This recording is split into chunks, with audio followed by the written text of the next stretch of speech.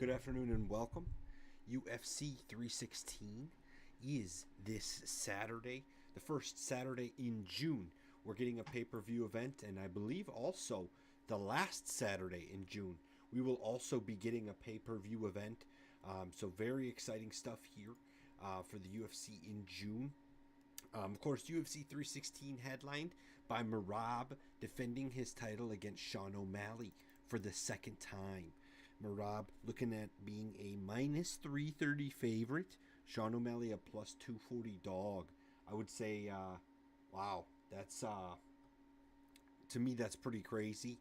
The odds like Sean O'Malley being that big of a dog, like a year or two ago, if you would have told me that, would be nuts. Like I'd be like, dang, who the hell is he fighting to be that big of a dog?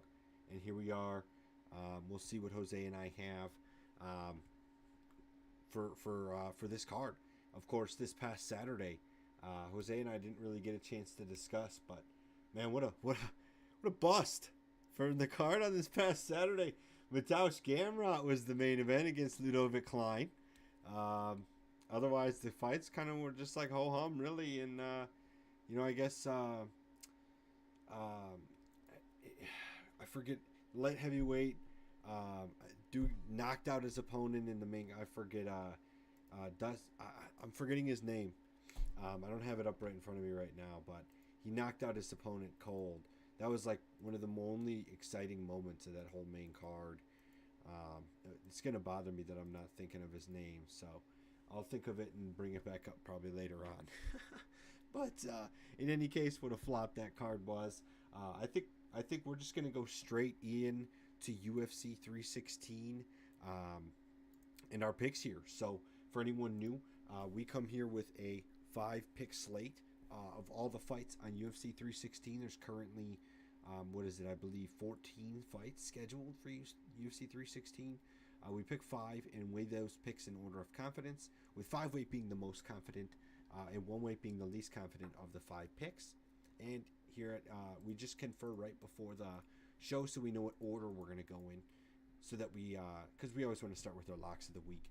So without further ado, my lock of Saturday afternoon, UFC 316.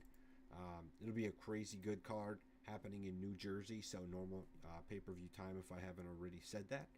I'm going to go straight into the co-main event. Man, this is something I don't usually do, is put my heaviest weight in women's MMA, but here I am. Kayla Harrison's fighting Juliana Pena, and Kayla Harrison's the challenger for the belt here. And I don't know, maybe it's a little bit of bias because I'm just not a big fan of Juliana Pena. I think she has a lot of talk, and don't get me wrong, I'm sure she could kick my butt in real life, of course, but like she's just a lot of talk and not a whole lot of walk. She's just kind of a loudmouth in my opinion, and I think Kayla Harrison's going to go in there and take her out back, and it's going to be somewhat easy. I don't want to disrespect Juliana Pena, but she just had a split decision win against Raquel Pennington. I think Kayla Harrison would also take Raquel Pennington out back. I think Kayla Harrison is just a specimen above else. She's somehow cutting down to 135. I think she's going to hold, I'm guessing, totally guessing, but I'm guessing she's going to hold 5-10 more pounds than Pena will on fight night once they all spring back up with water weight and stuff. I think Kayla Harrison's just going to be way bigger, way stronger. It's not even going to be close. That's just that. I think 5 weight for a reason. Kayla Harrison, either knock her out, finish her. Just bet on it. Kayla Harrison within the distance. There's no way, absolutely no way, in my opinion, they're going 25 minutes. That's crazy. Kayla Harrison will finish Juliana Pena. What do you think, Jose? Yeah, Nick, I totally agree with you on this one. I got Kayla Harrison as well. But she is my 3 weight. Reason being is that Juliana Pena, even though I do think she's going to take a loss on this, she has a lot of experience against just top level competition within the UFC, including Amanda Nunes during Duranami and Valentina Shevchenko. And so she's already seen the top of the elite. And Kayla Harrison, she's beaten Holly Holm, who's a very technical fighter, by submitting her. And the only difference that Juliana will add is that Juliana has solid boxing, and she's just overall a well-rounded fighter as well. So she's not afraid to get in the grappling department and make it just overall dirty boxing and dirty just jiu-jitsu on the ground. Like, it's not going to be clean and super technical. And that, for Kayla Harrison, like, she's just also herself an extremely technical fighter, especially in judo. And so that being said, like, I can see her possibly throwing Juliana Pena around occasionally every once in a while, but I think Juliana Pena is just going to put some pressure and probably just stun and hurt her every now and then. But ultimately, I have Kayla Harrison raising her hand and possibly even submitting Juliana Pena as well. And even in this matchup, both ladies are in their mid 30s. And Kayla Harrison is the younger fighter just by 1 year, so really no difference there. But Julia Pena does have a 2-inch reach advantage, so I wonder how that's going to just, if that'll be any significance, show any significance during the fight when it comes to being on the feet. But I mean, Kayla Harrison had no problem against Holly Holmes, so I don't think she'll have a problem against Juliana Pena in this one. She is my 3-weight. Sounds good, man. So, yeah, it sounds like we're gonna have some confident picks tonight too, just based on. I mean, that's a combined 8-weight, and man, I'm really confident. Like I said, if I was to bet anything, I would just be putting that money down on Kayla Harrison within the distance, so that you can cover submission or knockout, technical, anything else, some weird injury finish. You can cover that all within the distance. And it sounds like Jose agrees. So with that, we'll go to his 5-weight. So for my 5-weight, this is already, going to come down to the main event for the bantamweight bout, bantamweight title, I should say, and the matchup between Merab Dvalishvili and Sean O'Malley. Right now, Merab, he is the betting favorite at minus 330, while Sean O'Malley is the betting underdog at plus 240. This one, I'm gonna have to. It's kind of hard. It's hard to go against Merab now. He's just looked so good.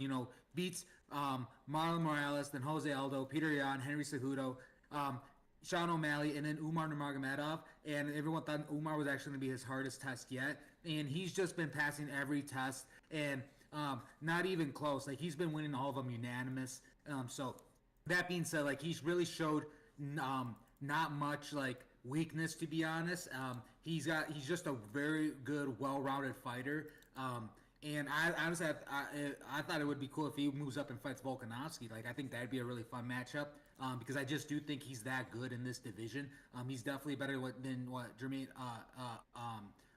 Sterling was when he was champ. And, these guys are in the same camp, so this is the third time they're meeting up with Sean O'Malley. I think they have all the right tools and confidence behind them, that being Merab and his team, to beat Sean O'Malley and his team. And since then, again, Merab went and fought Umar, while Sean O'Malley hasn't fought since they both last fought. So Sean O'Malley's been nothing but focused on Merab for sure. And the thing that that Sean O'Malley obviously offers as a good equalizer is his height and reach. He is 5'11", Merab is 5'6", and he has a 4-inch reach advantage over Merab. And not to mention just the striking on the feet. Sean O'Malley is just a phenomenal striker. And so with that reach advantage and his knockout power, I can see him stunning Merab still again like a few times. But ultimately, I think Merab is just going to want to out grapple him and have a lot more control time over him and win again unanimously. So that's the way I put it too. If I was to say, I don't think Merab will finish Sean O'Malley. I think he's just overall going to win again unanimous decision. So which is, I think, an obvious pick too. Yeah, I think he's just a joker that he's like almost like a unanimous decision king now. So that being said, yeah, I got Merab. He is my 5-weight. What are your thoughts on this one, Nick? Man, excuse me. I'm gonna agree with you here. I got Merab for me as my 4-weight, so just under as confident as my 5-weight on Kayla Harrison. This is probably the MMA lock of the week, honestly, just based on the 9 confidence points, and knowing that's my 4-weight, knowing our 5-weights, we can't get another fight with a combined 9 points. So that said, Merab is going to be our lock of the week, and I totally agree pretty much with everything you're saying. Like, Sean O'Malley has definitely been nothing but focused on Merab, but is that enough? I think Sean O'Malley always poses that chance of knocking out Merab, right? If they fought 10 times, Sean O'Malley's going to have some number, maybe it's 3, maybe it's 2, number of times in which he's going to get the knockout and win the fight. But in most other cases, Merab's going to be able to push his pace and do his thing. I mean, even in their first fight, Merab, I think I want to say Merab landed if it didn't reach 2 times, it was very close to 2 times more strikes than Sean O'Malley. So he's just peppering, right? I'm not saying that Merab is it was 82-47. So Merab's not landing like a bunch of power shots, but 82-47 on the feet striking, not including the 6 takedowns and all the wrestling too. I think Merab just pushes the pace, and as good as Sean O'Malley has with that KO threat, I think his real chance to victory is basically doing what he did to Aljamain Sterling again to Merab and just trying to catch him on his way in or something. And I just think Merab's too smart. I don't know, I could be wrong. Everybody can get caught. Merab is obviously not invincible by any means, but I just don't see it being the case against Sean O'Malley here, at least in this situation. I think it's going to take someone else to beat Merab. So definitely agree with you here on Merab continuing his reign as champion here. So that combined, that's a combined 9 points. So thus far, he is our lock of the week versus Kale Harrison with the combined 8 points. Two strong, confident picks right here, back to back. 100%. So with that said, then since that's my 5 and 4 weight, I'll drop down to cover my 3 weight next, and we're gonna stick obviously to the main card here. We're gonna go with what looks to be the feature fight of UFC 316, and that's gonna be Joe Pyfer versus Kelvin Gastelum. This is a middleweight bout. Kelvin Gastelum and Joe Pyfer both coming off victories. Kelvin Gastelum beating Daniel Rodriguez by decision after losing to Sean Brady by Kimura, but Sean Brady obviously a very respectable loss, and then beating Chris Curtis before that. Joe Pyfer has pretty much been dominating. He did lose to Jack Hermanson, but he's otherwise 5-1 in his last 6 fights since getting signed, or at least considering he's actually, I guess I should more say 4-1 in his 5 since getting signed by his Contender Series opportunity. Excuse me. I'm going with Joe Pyfer here as my 3 weight. I think Joe Pyfer overall is just the better chance of getting not only the decision win, but also the KO win. I expect this fight to stay standing. And of course, each one of these guys has some ability to wrestle. I just needed a sip of water quick. Both these guys have some ability to wrestle. But in generality, I expect this to stay standing. Joe Pyfer has such like a tall body, long reach kind of situation going. This is middleweight, so 185. He's 6'2". He's got 75-inch reach. Kelvin Gastelum is still a big dude, but 5'9" with a 71.5-inch reach. So the arm distance seems to be similar, but I don't know. Joe Pyfer, definitely a bigger frame here, bigger dude in general. I expect that to be more of a difference on the feet. No doubt. The reason I kept Joe Pyfer down to my 3 weight is I respect Kelvin Gastelum and a lot of what he's brought in his experience, right? He's lost a lot of fights recently, but almost none of them, like, okay, he did lose to Darren Till. I'm not going to give him that. Like, Darren Till was a tough loss to take. But other than that, Kelvin Gastelum's losing to really good opponents. He's fought Izzy for the belt. Like, he's got a lot of experience. And if you're a guy that values experience, you're going to favor Kelvin Gastelum. Joe Pyfer's, this is arguably Joe Pyfer's biggest test for sure. If not right here against Kelvin Gastelum, it was Jack Hermanson, and he lost that fight. So you could see that and go, well, I don't trust him, and I'm not going to take him again on his toughest test so far. And you might go with Gastelum in that situation, especially when you look at the odds, man. Kelvin Gastelum plus 300 dog, Joe Pyfer minus 430 favor. That's huge. So I'm taking a huge heavy favor here. I'm leaving any money out of this fight. Just making a pretty confident pick here that Joe Pyfer is better here, and he should get the job done. Thoughts, Jose? Yeah, Nick. So this is gonna be another agreement. I also have Joe Pyfer. He is also my 3 weight. So I'm sorry, he's my 4 weight actually. So that that being said, like, the reason why he's at my 4 weight is just because Kevin Gastelum, like, he's just can kind of hit or miss, and he is going against top competition nonstop. And that Daniel Rodriguez fight too, that was like a good matchup for sure for him now. But I think he came in overweight as well for that one, so there was kind of a disadvantage there. And even though he did show up actually on time last time, and it was Joe Pyfer that pulled out, I just do think that Joe Pyfer now is just, he's just had more time now too, just to continue training for specifically Kevin Gastelum. And you can say the same thing the other way around, but I think Joe Pyfer just carries more power behind his fist than Kelvin Gastelum does. Kelvin Gastelum is an extremely well-rounded fighter. Out of his 19 wins, 6 KOs, TKOs, 5 submissions, and 8 decisions.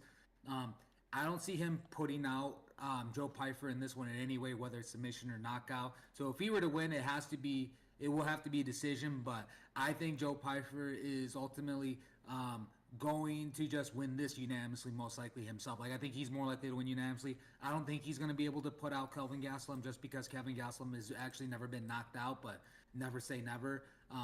And so I think, if anything, he's going to just give Kelvin Gastelum just another decision loss or even submission. I think he's more likely this decision, then submission, but least likely knockout. Even though he has a lot of knockout power, I just think the punches behind his power.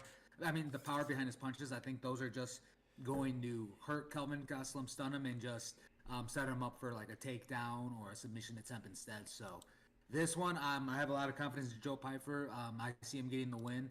He is my 4-weight.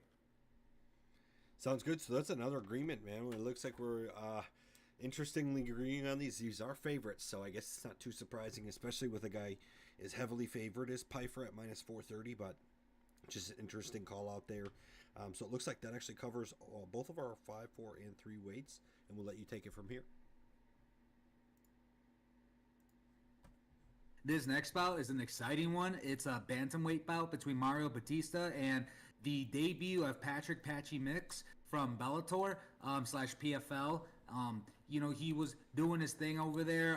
He was on a phenomenal run, and then just things didn't work out. He walked away from the PFL slash Bellator, and now he's in the UFC making his debut against Mario Batista. And I think Mario Batista, he's a good fighter to for someone to make a debut like Patchy Mix, kind of like how I think there's like a better matchup than what it was for Pitbull versus Yair Rodriguez. I think they kind of just did give Pitbull right away to the animals, I guess to the beasts. But again, UFC definitely wants to prove, like, if they win, it's like kind of like show like, hey, like, like our guys are at the top beating like your top dudes, so like just to prove a statement. And this one, just because I think this was like almost a last minute replacement type of fight, because Mario Batista was supposed to fight Chito Vera originally. That's why they got matched up, and I just think this is a good one for Patchy Mix to make his debut. Mario Batista, he won split decision against Jose Aldo, but that was actually a really boring fight. Jose Aldo actually, I feel like, did more legit damage, and all Mario Batista did was just hold him against the cage. Really nothing like impressive that he's shown there, but he has looked impressive in his other fights, but just most recently against Jose Aldo, I don't think so. And I think Patrick Mix is going to be, even though he hasn't fought in the UFC yet, is going to be like a step up in competition as well. So I think Patrick Mix is going to be able to hang in with the top of the division, and he himself, he's just been on a phenomenal tear since 2020, winning 7 in a row. And that being said, like, he's beat Magomedov twice, and Magomedov does have a win over Peter Yan at some point in his career, and then he also beat former UFC alum and Sergio Pettis by submitting him in the second round. So he is good, and him beating Mario Batista, I think it just doesn't shy away from like any of the other dudes he's beaten before. I think he has beaten better people than Mario Batista. So that being said, I think this is a good one for Patrick Mix. I think either decision or submission. Mario Batista's only been submitted once, so that being said, if not submission, then definitely by decision. But I have Patrick Mix. He is my 2-weight, just because again, he's making his UFC debut, and who knows, like Mario Batista too. Like, maybe that last fight was a fluke, and he's a lot better than what I think. So that being said, yeah, I got Patchy Mix as my 2-weight. What are your thoughts on this one, Nick? Dude, it's funny because I have the exact same 2-weight, man, Patchy Mix. I'm a fan of his. Some little bit of bias, maybe. One of my favorite fighters to come over from another promotion. And I've been watching some of his fights just like as his career's developed. And I agree, man, with most of what you said. And maybe because I also, like, even down to like Mario Batista's last fight against Aldo, like, I think we both had Aldo. I know I had Aldo in that fight, and I was so mad because Batista just kind of held Aldo against the cage and didn't really do anything. Like, he even got outstruck on paper, and he gets a split decision win. It's like, come on, like, Batista just seems to be a points fighter. Like, he's cool with like not really doing anything too crazy. He'll outbox you a little bit. Maybe he'll take you down and see if you can defend yourself. Blah blah blah. But he's not gonna really do anything that crazy. Patchy Mix, I think, is gonna go in there with a lot more like gusto to prove himself right away, and I think he's going to want to try and get a finish. I think he's going to be searching for more finishes than Batista. I think that's going to help him out a lot. He's obviously got a lot of experience, doing jiu-jitsu in his submission game. He's 13 submission wins of his 20 professional MMA wins with no losses via submission. His only loss professionally being via decision. So I definitely don't see Batista really being able to finish him in any way of this game. Any of this fight. So give me Patchy Mix, man, all day. to weight pretty confident. Yeah, that's insane. That's yep, 4 in a row. So it is our last fight that we'll have up next. But yeah, Pete pretty much yeah. 7 is that P Mix definitely has this win. And it's just I think it's just a really good matchup for him. And even physically too, like um terms of versus him. Well, the UFC doesn't have much of his stats, but I do believe he is the lengthier dude in this one. So that being said, like, and I always like the reach advantage, so I just do think he's probably going to piece up Mario on the feet as well. So that being said, yeah, this is another one we agree on. We agree on. We got Patchy Mix as our 2 weight. Yeah, I think Patchy Mix has like 2 inches of height and reach, according to Tipology at least. But either way, yeah, that brings us to one fight left, and we'll see. Because this one, I'm going actually with an underdog on this last fight. I believe, if I'm not mistaken, so far we've had pretty much all favorites in the main event. But this is the main event fight in which I'm taking the underdog, Vicente Luque versus Kevin Holland. And this kind of hurts me to do a little bit because I'm a big Kevin Holland fan. Kevin Holland's he's kind of an airhead. Like he's seems to be up and down. Like he gets confidence and he thinks he's good, and then he loses a fight or two and he loses all his confidence and wants to retire. I don't know, man. It's weird, but he's honestly been pretty strong lately. Coming off a win against Gunnar Nelson too. I think Gunnar Nelson did his classic, take 2 years off fighting and come back. And usually he wins and he comes back pretty strong. And don't get me wrong, he looked good, but Kevin Holland was able to hold him at bay. And that's already Kevin Holland's second fight from at the time in 2025. This will be his third fight in 2025. Props to Kevin Holland staying active to be in June, early June, and have your third fight already of the year. You're doing extremely well in terms of activity, and losing to Rainier to Ritter, I think we can all say that's looking like a good loss to take. At least getting submitted. Like we all know Kevin Holland isn't some sort of savant in jiu-jitsu, but he's decent. He can hold his own. So Vicente Luque, the reason it's my 1 weight is because of that. Like I respect Kevin Holland a lot, and I just feel that Vicente Luque overall is like a more technically sound fighter. And I think the technically sound aspect of it is going to win out in the end here. I think Vicente Luque is just going to kind of win a boxing game plan. I think he's going to go straight for a decision win. I don't think he's going to wrestle too much at all with Kevin Holland. I think they're just going to kind of stand at distance. And I think Vicente Luque is going to get a decision win here. And that's one of his paths. I think Kevin Holland, to get a win here, might need to get the finish, or he might need to get the fight on the ground at the very least. So we'll see. Kevin Holland's very tall and lanky, so I would tend to lean with Vicente Luque in terms of wrestling in this fight, but I don't know. We'll see what happens in the end. 1 weight for me is on the underdog, Vicente Luque. What do you think, Jose?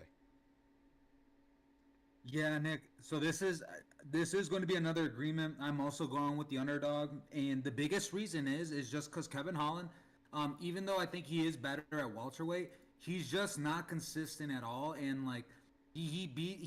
When he wins, except for his most recent win against Gunnar Nelson, but normally when he wins, he does it in spectacular fashion by getting a finish.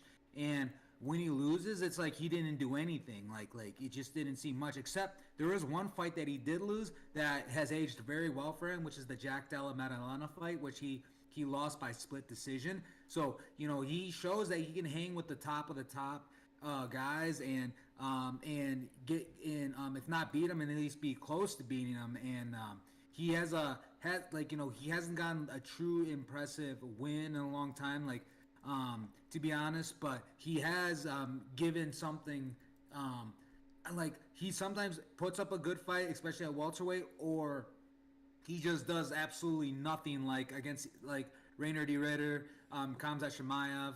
And